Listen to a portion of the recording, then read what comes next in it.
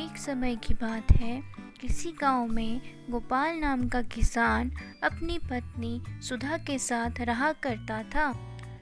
वह दोनों एक मध्यम वर्गीय परिवार से संबंध रखते थे, इसलिए उनके पास बहुत अधिक ज़मीन नहीं थी।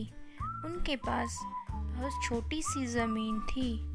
उसी ज़मीन पर वह दोनों खेती करते थे और सब्जियां उगाते थे। उन्हीं सब्जियों को गांव में पास वाली मंडी में बेचते थे और अपने घर का गुजारा चलाते थे। गांव में सरोवर के पास एक मंदिर बना हुआ था।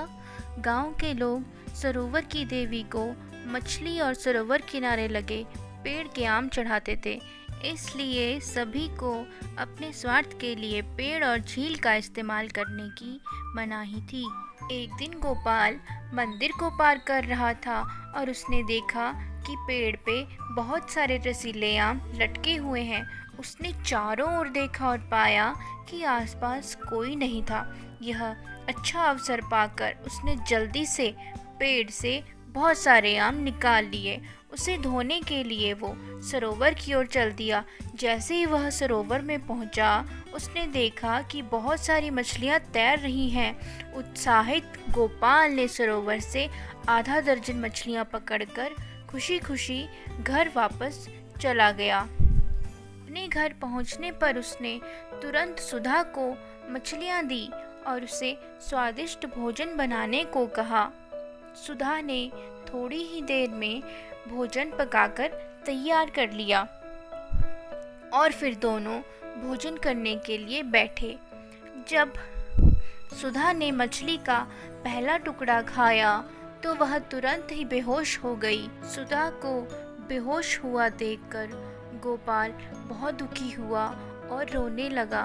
तभी अचानक उसे एक आवाज़ सुनाई दी। आवाज़ ने किसान से कहा कि उसे उसके लालच की सज़ा मिली है। गोपाल ने अपनी गलती के लिए माफ़ी मांगी और अपनी पत्नी को बचाने का अनुरोध किया।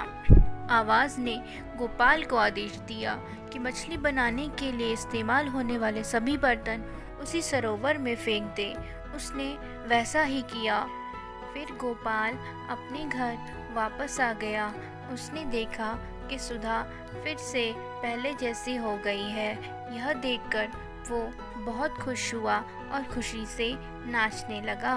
इसके बाद गोपाल ने कभी भी लालच नहीं किया।